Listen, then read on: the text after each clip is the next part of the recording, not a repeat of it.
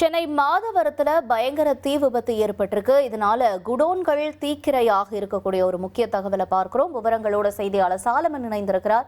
சாலமன், என்ன நடந்தது? தற்பொழுது அங்க அந்த தீயை அணைக்கும் பணி முடுக்கிவிடப்பட்டிருக்கா? நிலவரத்தை நீங்க சொல்லலாம்.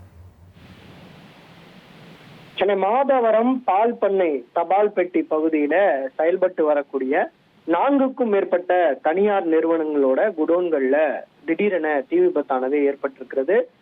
பெரும் அளவிலான இந்த தீ விபத்தின் காரணமாக அந்த குடோன்கள்ல இருக்கக்கூடிய பிளாஸ்டிக் மற்றும் பல்வேறு பாத்திரங்களோட தயாரிக்க பயன்படக்கூடிய அந்த மூலப்பொருட்கள், அதே போன்ற அட்டை பெட்டிகள் உள்ளிட்டவை எளிதில் தீப்பற்றக்கூடியவை என்பதால அங்கு அதிகப்படியான தீயானது மளமளவென எரிந்து வருகிறது. இதனால அடுத்தடுத்து அருகில் இருக்கக்கூடிய அந்த 4 குடோன்களுக்கும் இந்த தீயானது பரவி பெரிதளவுல அங்கு தீ விபத்தானது ஏற்பட்டிருக்கிறது.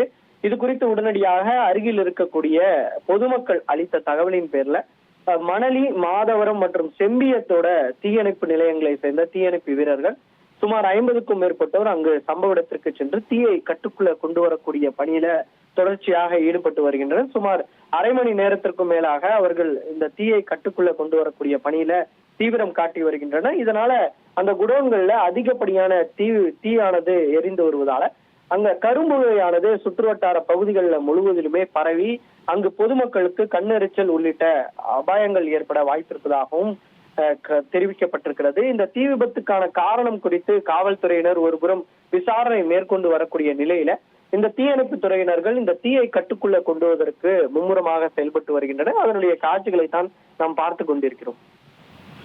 உங்களோட தகவல்களுக்கு நன்றி சாலமன். மாதவரம் பகுதியில் தீ விபத்து ஏற்பட்டிருக்கக்கூடிய நிலையில தனியார் நிறுவன குடோன்கள் தீக்கிரையாக இருக்கு. நிலவரத்த செய்தியாளர் சாலமன் வழங்கிட நாம கேட்டோம்.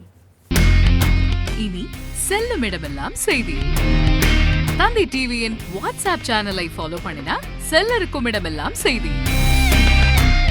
இதோ QR கோட் இப்பவே ஸ்கேன் பண்ணுங்க, ஃபாலோ பண்ணுங்க.